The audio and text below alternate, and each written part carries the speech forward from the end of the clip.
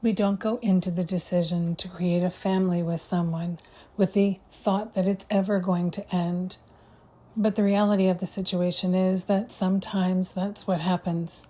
And then you navigate parenting from different households with different philosophies and always keeping the children's best interests at heart. Today, I'm conversing with someone who prefers not to have their identity out there, and we talk about the end of their relationship and what that means as they move forward. Welcome to the Becoming Baby Ready podcast, your podcast for queer family planning. My name is Sam, and throughout this podcast, you'll hear me have conversations with professionals who work alongside people who want to start and grow their families, as well as parents of intentionally created families.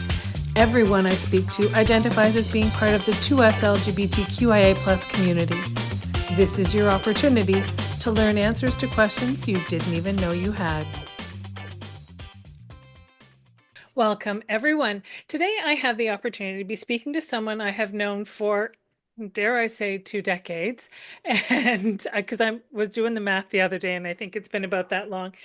Welcome to this show. To respect your circumstances, I'm not going to identify you by your name, but I am going to ask you to tell us a little bit about who you are as a person and the members of your family. Oh, sure. That's always a hard thing to answer.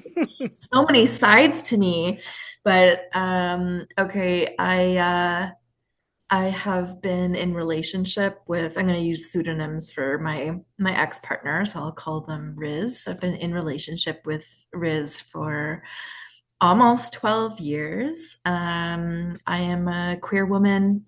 I I have two kids with Riz, and this is my second divorce, which has been a trip to get my head around as well. I never thought I would be divorced once, let alone twice. Mm-hmm. And yeah, what about things about me? I feel like though it's been incredibly hard to go through this process a second time, that things I've learned about myself has been really validating of who I want to be. And that's been a real sturdy thing to lean into. Um, but yeah, is there anything in particular you want me to talk about with regards to who I am? Well, to be honest, I'm not going to let people necessarily know how you and I know each other because that may be a little bit too much Right, yeah. telling the community who you are. But you, as you said, this is not your first divorce. This is the second. It is one that you are going through where there are children involved because your Yeah, first divorce there weren't children involved at that time, right? It's a yeah, totally different dynamic. And as we talk about queer families, I mean the reality is divorces happen just like they do in cishet families, and so we have to navigate those to the best of our abilities. How does having kids affect how you're processing things this oh, time? good question. I'd say my the like swells of grief that I have are biggest for the kids. Mhm. It has been so important to me through my life in deciding to have kids to know, for me, deciding to have kids means deciding to commit to your partnership in ways that are really different than if you don't. Mhm. I'm a committer. Like I would say, like I am someone who commits regardless of if I have kids or not. And despite going through two divorces, I am a committer.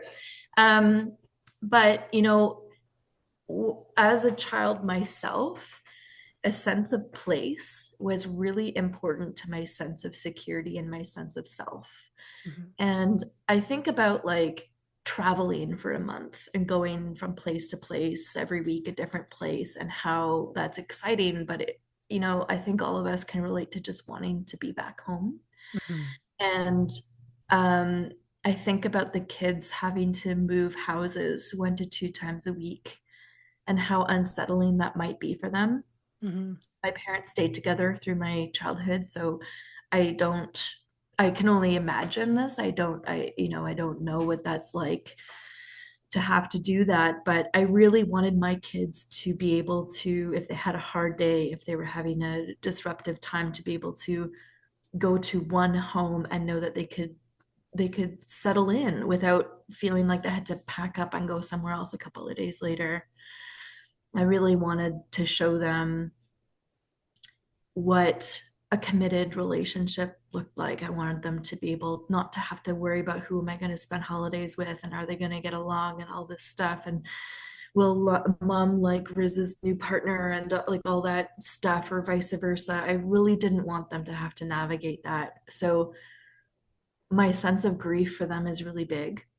Mhm. And I know that for them, this is all they'll know. They're so young. This is all they'll know. They might not have that sense of grief the way I have it for them, but Mhm. it is a part of my grief process to grieve the family that I wanted to give my kids. Sure. And we do create those images in our mind Yeah. of a family structure. However, it will look for us. We have a picture in our mind of what that will look like. And we can't help but have rose-colored glasses on when we start the journey to create our families. Yeah. Well, I also like, not only did I have rose-colored glasses, they're just like picturing the ideal, I was really explicit with my partner that I was like, this is what having kids means to me. Mm. And my biggest fear in life is divorce after kids, because I take the psychology of, or the responsibility of developing a kid's psychology very seriously. So if you want to have kids, we've Mhm. got to be really serious about this. And I mean, like I'm not going to speak for them, and I'm not here to discredit them in any way. Like I know that they will, they, if they came on, they would say that they were of the same mind, that there was no intention, like it's not like they took our relationship any less seriously. But at the end of the day, I think the conversation that was missing was, um like what does working through hard times mean for the two of us? Mhm. I think that was different. Did you have opportunities of difficult times before you created family to think that you would be okay to navigate them together? Yeah, yeah, yeah, pretty significant ones too. Because that makes a difference. If you It go does, yeah. into it and you don't, you say, okay, we're committed, we're going to make this work, we're going to work through things, we're going to keep talking, and we're going to stick it out, and you have never had to deal with anything stressful or trying, then you just hoping. But if you've done it before, then you believe that you can. Yeah, the things we had been through before parenting were really significant. So parenting was like it was pretty mild in my perspective. Hmm. But I mean, like lots was going, it wasn't just parenting that was a stressor. There were other stressors going on that contributed to the way things unfolded. But parenting was a part of the stressors. But Hmm. but yeah, we had gone through lots of big things together before. So yeah. So in the grand scheme of things, where we live, two names on a birth certificate is all that's required to declare parentage. So there's none of that concern. So there is shared parenting between the two of you.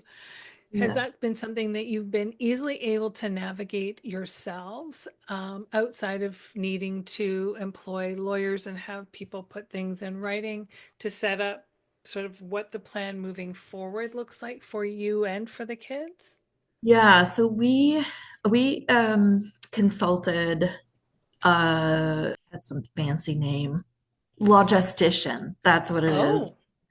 That was, and then I've also consulted a therapist who specializes in supporting families through divorce, because I really wanted to know, like our youngest was 1 when we split, and our oldest was 3 when we split, and I'm like, the youngest is literally at the age where they're developing their attachment style. Mm. And the oldest was at the age where they were ready to explore the world, but they wouldn't feel safe to do so unless their home life was secure and stable.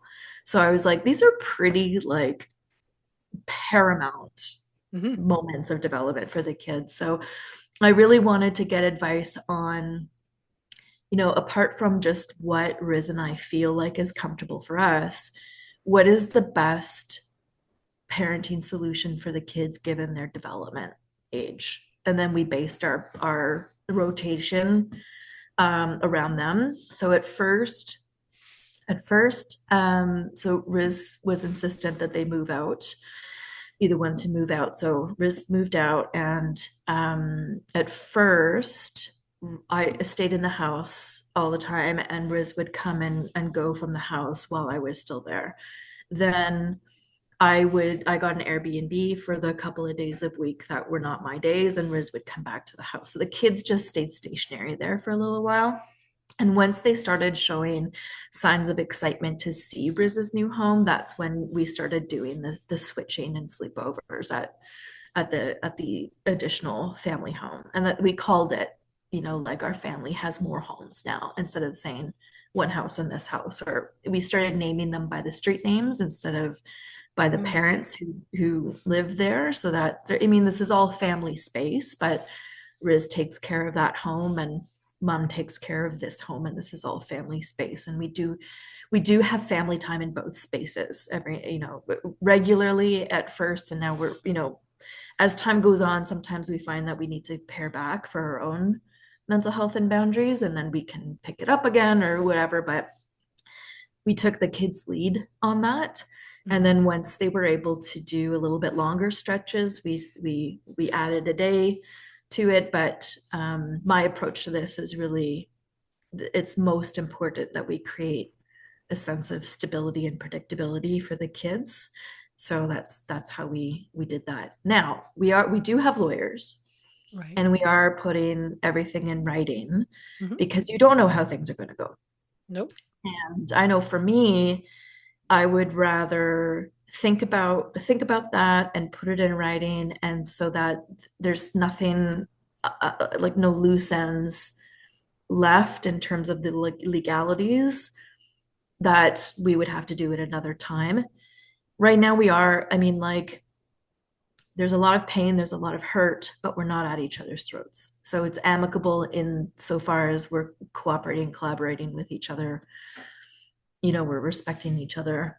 So I'm like, what better time to do a settlement agreement than when things are good, right? You don't want to wait till you don't want to do it when things turn bad, No. like in time, so that should you go through a harder time, you already have something to look back on that you agreed on. Is my approach to it anyway. But that makes a lot of sense because, as you Yeah. said, you had been through difficult times, you'd had very frank conversations, and you assumed things were going to go one way, and they Mhm. didn't. So while things are good, because we know that they may not always be, then Yeah. let's get things in writing so that the best interests of the children are still what's paramount, and we're Yeah. not in a reactive state, we're in a proactive state, right? Which only benefits the kids, really, at Yeah. the end of the But day. I mean, those initial conversations were so hard for me, because I remember like these, like, I don't know what we call them, parenting schedules or whatever, different choices for parenting schedules were presented to me by the logistician and Riz. And then I remember the logistician saying, are you comfortable with this, to me? And I was like, no, I'm not comfortable with any of this. Like, no to all of this. Yeah. Yeah. Perfectly I mean, frankly, no. every part of me was just like, every step toward this new way of having a family. I was like, no. I really took exception to that particular way of phrasing that question in that That meeting. fair. That makes Yeah. perfect sense to me. That this is not what I envisioned, so I am never going to fully Yep. happily embrace it. Will I tolerate it? Will I do what needs to be done for my children? I will absolutely do that. But that doesn't mean I have to like it. I Mhm. just means I have to grin and bear it. Yeah. Yeah, for sure. There were two children created. Did you carry and birth both children? I did. And we used Riz's eggs though. Okay. So there Yeah. is there is a connection to both of you through that Yes. pathway. Yeah. Did you use a known donor or an unknown donor We used a donor from a bank. from a bank? So Yeah. And we there's that anonymity at least through this Yes, yeah. process. And this is part of why I wanted to go with a donor through a bank, is because you really don't know how people are going to feel long term and over time. And I was like, no, I mean, no shade to people who like where poly works for them, but I've been in poly situations before where it's just not great, Hmm. and it's not for me. Hmm. And a family with a known donor just left more room for discomfort that I didn't feel I needed and wanted in my way of having a family. I remember years ago I went to this panel discussion of like queer folks creating families, and there was a few different family structures featured on that panel, and one was a lesbian couple who used their best friend as their donor. And one of the questions was there anything about using a known donor that you didn't think of that surprised you afterwards? And they said it surprised them that even though the three of them were really comfortable with it and took a long time to think about it and made all that conscious decision, they didn't think to include his family. Right. And being their best friend, his family was very much a part of their life, and his parents had emotional ties to the child and the expectation of having a grandparent role that they weren't prepared for. And it just made me realize that I'm like, no, there's so much about a known donor that I can't predict and I don't want to predict. Hmm. And now that I'm in this position, I feel even better about that decision. Well, yeah, yeah, because you don't know. I mean, anyone who's been down the path of a breakup of a long-term relationship, whether it's a divorce or a separation or just the end of a long-term relationship for people dating, the friend group, if you've been together for any length of time, the connections that you have that are mutual end up feeling as though they have to pick a side. Yeah. And Yeah. if you've used a known donor that is really close to you or is a family member or whatever, that can just add, I would assume, another layer of consideration and how do we navigate those waters with the Yeah. breakdown of this Yeah. relationship? Will That's a they good feel like they need to have another stepped in role that you hadn't expected and they hadn't expected? Yeah, that's a really good point. It also puts them in a position where depending on how they fit into that family unit, they could feel very in the middle Mhm. too. Yeah. Now, you did reciprocal IVF, Mhm. and so then you had to go through a fertility clinic for that process to happen. Did you have to go through implications counseling? Was that a thing when you were on your pathway? Yeah, it's actually counseling for anyone who's using genetic material that is not their own. So Hmm. even cishet couples that are making use of donors of any kind or surrogates of any kind need to do that counseling. But the counseling was like 30 minutes long, so Mm. it's not like it does much. That's a fair point, and I've, I have.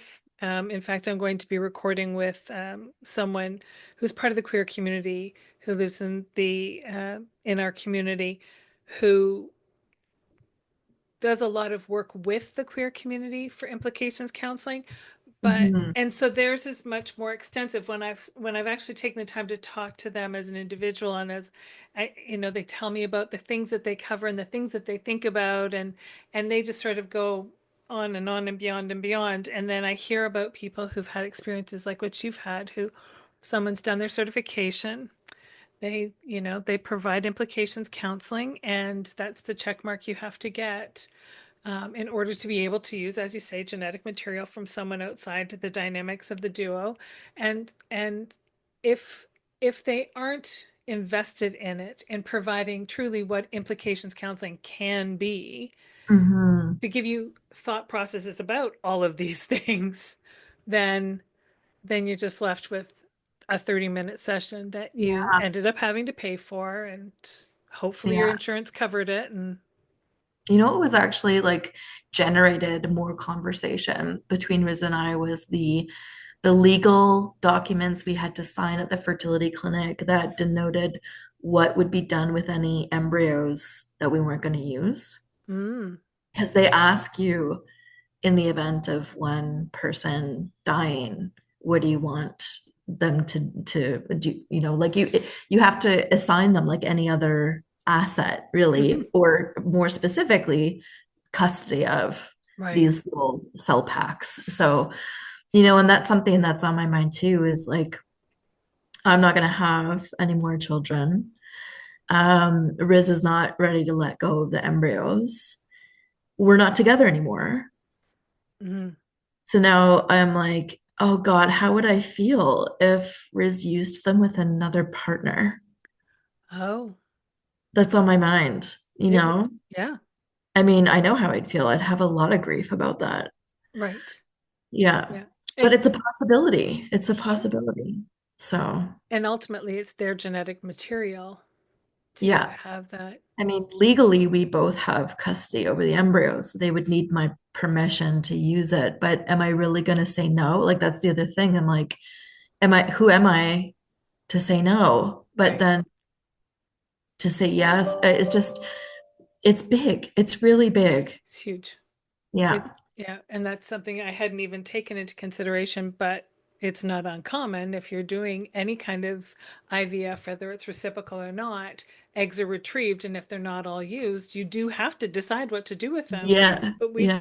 but when we're starting out, we're not thinking about Yeah, you're not, no, what no, if things don't go the way we think. exactly. Yeah. Yeah. Yeah, and that would be, yeah, I would have a problem navigating that. And again, Yes. not to say no, but I would have difficulty navigating that, thinking my children are my children and they're my world, but now they have another biologic sibling that's fully Yeah. their biologic sibling. They have every Yes. right to have a connection to that human being or those human beings. Yeah. Yeah. It's just, there's so many layers to this that I'm Yeah. so glad we're having this conversation. I'm so glad that you've asked me to come on because these are the things that are not talked about in the divorce support podcasts and groups of cishet folks. Yeah. Even though they go also use Sure. IVF and these things too, but like, Yeah. yeah, it's totally different. It is totally different. And it's totally different in part because it's it's more difficult to find support on all sides that is relatable, that doesn't feel like you're having to spend your whole time explaining what a queer relationship looks like, but there are just queer support networks out there that will help you navigate, it Yeah. the cishet world. You walk in and you're saying we're getting divorced, and yes, we did IVF, and so we've got these embryos on ice, and this is the situation. And they're like, okay, I understand all of that. And you walk in as a queer person, and they're like, so we're queer people. We did reciprocal IVF. We've got these embryos on ice, and they're like, okay, can we start at the beginning? What was, what Yeah. was that? Yeah. Or even like I felt this at the end of this relationship really differently than my previous one. My previous one, it was at least you could read us as a cis het couple. Mm-hmm. And this one, I was like, what? This is different. It's not necessarily harder or easier, but it was really different. Mm-hmm. And part of it, I think, just from talking to other people who had the same sentiment, was that like when you come out and are in a visibly queer relationship, there are risks that you're taking or like the that don't exist. I'm just gonna use the words I have. I know this might not Yeah, be the same for everyone, but sure. the risks are different. Like if you need to come out to your family and then you're in a very committed, visibly queer relationship and you risk all those things, it's not just the relationship that you're celebrating. Like my sense of self Mm-hmm. was tied up in this relationship in a different way than my other one. I felt very validated being seen as a queer person when I stood next to my partner. Mm-hmm. And that's about me, that's not about them. Mm-hmm. But, like those were things I was grieving, like the implications of this loss were different than the other one.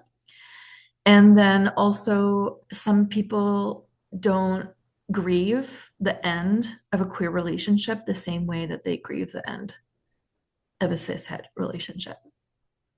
So I'm lucky that my community and my family really get it. Right. But like they grieved it the way they would grieve any other relationship. But I think those like really, really deep pang ones are that combination of grieving for my kids Mm. and then the the the freedom and the empowerment of self that was associated with this relationship. Yep. Um, is implicated in the separation. It's not gone, but Right. because it was so aligned with this relationship, Yep. there's something about the end of this relationship that makes me grieve those things too. Yep. Hold on for just a moment. We'll be right back. You know about babyREADY because you're listening to this podcast, so you know that we are all about queer family planning and helping you have the family of your dreams. But did you know that we don't abandon you once your baby arrives? We actually offer parenting coaching as well, and that's not just for the newborn phase, although we are there for that, but it's through toddlerhood and young children, tweens, and even through the teen years. When you need someone unbiased to lend an ear so that they can hear where your struggles truly are and help you come up with a path and a plan that feels truly right for you and your individual family, don't hesitate to reach out. We are always happy to be there for you. Visit us at www.babyready.info for more information. And that makes sense. You went into this dynamic as part of a queer couple creating a family. You didn't do this as a solo parent by choice who happens to be queer, and that people may or may not know about you. It is like you say, it's part of your sense of self from Yeah, how you decided to take this path. yeah. And I got so much joy Mm-hmm. out of looking at like having a moment of like, it's something really mundane, but really cute and beautiful that the kids were doing, and turning to my partner and sharing in that joy and sharing in that and like internally feeling like this is queer joy. Mm-hmm. And Yep. like it wasn't just the family I was celebrating. I was like, we are like, look what we're doing. Look what we've done. Look at the joy we've created. Look what like, like we're doing it. Like this Yeah. is peak life. Yeah. And then there Yeah. you go. Yeah. And then it wasn't. Then not peak life happens. Yeah. Yeah. I think like there was, I don't know. Now I'm just ruminating now. Not everything that a word to all the listeners, not everything that I'm like wax philosophic clean about is going to be fact, because I'm also just exploring how this feels for me Sure. in this podcast. But I wonder too, to what extent like we've had to fight so much to have our loves Mm-hmm. in our life. Love is love. Love is love. Love is love. That it's almost like there was no room for that love to not be successful. Right. Yeah. And Like, that's, yeah, there's something, I feel like there's something there. There's something there that like if you're gonna have a love, it's gotta last somehow. I don't know. yeah. No, I mean, you almost feel like the naysayers of the world look at it and say, look, you wanted all of this, so you've got it, so you better make it work. Yeah. And that's just not the way the world happens sometimes. No, no. And it's a new path. Yeah. And it it sucks, but you work at it with your kids and you let them bring you the joy that they bring you when you get to spend that time with them. And you say you do spend family time still together, the four of you spend time. Yeah. So we had we're doing family dinners regularly, like weekly. And then we have like the kids have a class that we take them to together once a week. And sometimes, we revisit whether or not, like the class will be the class, like the kids need both of us there Hmm. in order to do the class. So we'll continue to do that. But we revisit whether or not the family dinners are serving the purpose they're intended to serve. Because if we're going through a more difficult time emotionally, then those family dinners are not serving the purpose that they're intended to serve because we're awkward around each other or uncomfortable or whatever. And then we're not demonstrating connection and we're Hmm. not giving them the family time that feels good. Right. So yeah, we're still finding our way with that. Right now we're on a break from the family dinners. But we went through a stretch where they were feeling really good, but Mhm. it's still pretty new. Like it hasn't, we're just shy of a year Right. right now of the day that I was informed of this decision. So, and much less than that since Riz moved out. So, the fact that we can have any time together and be comfortable is shocking. Hmm. But, It um, is. but, uh, but I think that's a testament to what Riz and I must be doing in our personal lives to make sure that we're as okay as we can be for when we see each other. Yeah. Yeah. Yeah. And your children know it, right? I mean, Yeah. I always say to people, I know that as a even as a young adult, but as a kid, or I would, if I had been away from the house and I would come back to the house, I could walk in the door and I could feel the energy in the house. Good energy, bad energy. You just, if Yeah. if you can do that in a house Yeah. and things are amicable Yeah. and connected, then if you and Riz are struggling at any point, or if the family dinner isn't serving the purpose you want it to, presumably your kids are also going to pick up on that part too. And you don't want them to go, oh, Yeah. I don't want them to have to worry about me and Riz being in the same room together and stuff like that. I'm like, really, whatever we need to do to be able to genuinely be in each other's presence, whatever those boundaries are, whatever the work that we need to do, that's what I want to do. Because I don't want them to have to decide where they're gonna, like who's gonna come to their graduation or like it would be nice if we could continue to celebrate their birthdays together. So, like they don't have to have all of that. That's my goal. I don't know. Well, I mean, Riz is has the same goal, but then, partners come on the scene and you don't know how they're gonna feel, and it's another layer to it. So there's so much that is people say out of my control, and that's so true. But the other way that I've been experiencing it is so much of what my life is next at this juncture is riding on Riz's decisions to let me have it or not let me have it because I'm the one asking for things. They're fine, just like the kids will adapt, will live separate lives, et cetera, et cetera. So much of what I would like from my vision of a separated family, it rides on Riz too, you know. So that feels awful. That doesn't feel good. right. No, it wouldn't.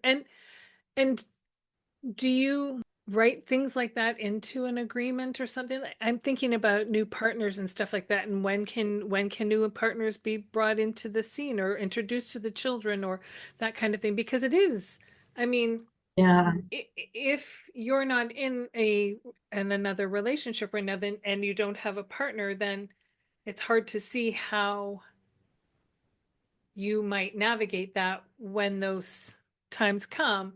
And if Riz has a partner and you don't, then how do those conversations happen? Like because they have to happen. Yeah. I mean, I could tell you how they're happening for us because Riz has a new partner and they've already introduced them to the kids. So, like, the recommendation is that you wait a year from meeting someone new Mm-hmm. to introduce that person to the kids, and minimum 6 months after a separation. So that's what that's what the recommendation was. As soon as that date came up, we're talking about introducing her to the kids. Okay. So, but here's the other thing is that legally, Riz doesn't have to involve me in that conversation. So, any conversations about introducing partners is a courtesy. And I have to see it as a courtesy, like, Yeah. that's there, it's not going to be comfortable because it's not comfortable. No. But you have to see the courtesies where they come, Mm-hmm. because they are there, and there's ways that both of us feel that we're continuing to be disrespected by each other. But if you pause and start listing all the ways that you have been considered, there's still a lot of those ways. And like, what purpose does it serve us to focus on the like what we're not getting? That's the nature of this situation, is that we're not getting what we wanted. Right. Riz left because they weren't getting what they wanted from me. Like, it's not like there was Yeah. one way No. thing, right? So that's what I need to do is, so in our agreement, we did put like the recommendations in. We did indicate that the other parent would have opportunity to talk to or meet that other person prior to them being introduced. And then we've built up a introduction plan that we both agreed to, for this person based on research. So that's what we're going on, is again, like putting the kids first. Like, what does research tell us is the easiest way for children to meet this new person? And then the secondary to that is there anything that are, for me, I ask myself this question, like, is there anything about their safety in general that I want to be like deal breakers around that? And it's the same things that I would have with any person outside Right. of a parent. Like, I'm of the camp that like sleepovers are vulnerable Mm-hmm. and baths are vulnerable. So I don't want anyone other than the parents to do the baths. Mm-hmm. And while other people might be a part of the bedtime routine, I wouldn't want someone other than parents to sleep in the same bed as the kids for quite some time at least. Mm-hmm. And if they're going to be visiting or at a cottage or something, that the parents sleep in the same room as the kids for safety reasons, that other people in the house can't come into a child's room without a parent there. Yeah. Yeah, and then the other thing I stipulated was that I'd like a direct line of contact communication with that person. Mm-hmm. That they don't, I mean, legally you don't have to do it, but Right. there are like, should there be a reason for me to feel like I want to put something in my own words, then I want that opportunity. I don't want to go through it's Mm. still me and Riz making all the parenting decisions and stuff like that. But if something needs to be communicated to Mm-hmm. their partner from me, I would rather say to my own words Yeah. than trust that someone that I'm no longer with and don't always agree with how they rephrase things is going to represent me the way that I want to be represented. That that's Yeah, that's reasonable. I That makes think perfect so. sense to me. Yeah. And same for that new person. If there's anything that they want to ask me or check in with me about, I would rather they be able to reach out to me directly than Mm-hmm. have to put Riz in the position where they're now like volleying back and forth. Like that, at the end of the day, the utopic thing is that all of us would be able to hang out comfortably in the same room together. So I see this channel of communication. I'm not going to become best friends with this person, but this is the way that we can build trust and familiarity with each other and Mm-hmm. not become this kind of taboo, Right. like invisible entity, Mm-hmm. to each other. So I see it as for me, it's how we start off this new chapter with as strong a foundation as possible for what we're aiming for. Yeah. And that's it. You've got your old life and you've got your new life This is one way to build a bridge between the two to keep them Yeah. connected to the best of your abilities.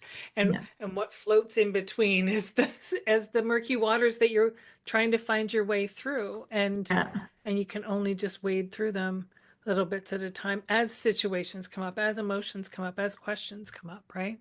Yeah. In looking back over the last year or so and looking at the steps you've taken, the steps you've taken by yourself, the steps you've taken with Riz and with the kids, are there any pieces of advice you would share with somebody or with a couple who says, you know what, I just don't think we can do this anymore. Mm, This isn't my path anymore. Where would you how would you say that they should start, or is there a place to start? that's a really good question. I can say what has served me a lot has been saying yes to every offer of help, support, listening, phone calls. I just say yes to it all. Mhm. In those dark moments, I lean into them. I mean, like I've cried on the floor so many friggin' times.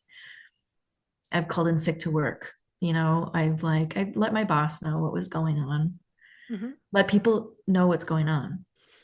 Right. And um and I've really, because people knew what was going on, and I told them before it happened, I was like, hey, something's up. Riz and I really need support. I don't know what this means for our relationship, but I do know that if it turns bad, I need you there. So I need you to know what's going on. Yeah. And then afterwards, I really, really leaned into my support network for my anger and frustration and all the extreme things that I needed to get out Mhm. so that I could show up my best self for Riz in Right. those things. Because I'm like, I I don't, we have a lot of things to heal from. How I treat them and what I say now will either move us toward my greater goal of what family means to me now, or it'll Mhm. give us more to heal from. And listen, I take shots more than I should. I'm not saying that I'm an angel. Like I get a little shot in here and there, but it has served me a lot to to really lean into my circle for that so that I can show up and to leave. If I'm with Riz and I'm like feeling myself escalate, to leave Yeah. instead of, yeah, instead of sticking around and chancing that that'll come out. But wait, one of the things that you've just said is that has really struck me is that you don't shy away from giving yourself permission to feel the feelings that you're feeling. Yeah. It's and it doesn't necessarily all, although some of it may very well be, but I can assume that it isn't all necessarily directed at Riz because of who Riz is, but it's more at Riz because of the situation that you and Riz find yourselves in. But anger's anger. Yeah, I mean, I'm angry at Riz and I understand Riz. Right. And I'm angry at me and I understand me, Mm-hmm. and like I am sad for the things that I couldn't do for my relationship. Mm-hmm. And I'm sad that the things that I could do weren't enough, Yeah. and all those things. Like I do feel like, and this is something my therapist and I've been talking about a lot when I like I'm doing that whole cataloging thing, like what could I have done differently, blah, blah, blah. And I for my own contribution to our relationship, I can say I did as much as I could do without stepping into the area of compromising my own sense of self and dignity to be there for Right. someone else, what someone else's needs. And that was what I guess like what we came to was that, it was I guess the things that were being asked of me were well, obviously they were reasonable to Riz, but they were unreasonable given who I want to be in relationship. Right. But yeah, I mean, this it's not just yeah, I'm upset that I stayed in a relationship that in the end wasn't one that was gonna last. Right. I'm upset that I love my children. Hmm. And Riz is still like one of the best people I know. I Right. love Riz, continue to love Riz. But I'm sad that I chose a relationship that was not going to fulfill the dream I had of having a family for all time in the way that Yeah. I pictured it. I will, Yeah. of course, have a family for all time, just not the way I pictured it. Right. Of Yeah. course. Yeah. Yeah. Yeah. And and you're giving yourself the grace to navigate those waters of grief. And Yeah. the stages of grief are the same whether someone has physically left the planet or whether they have left the relationship. Grief is Yeah. grief, and you have to navigate that. I read this book.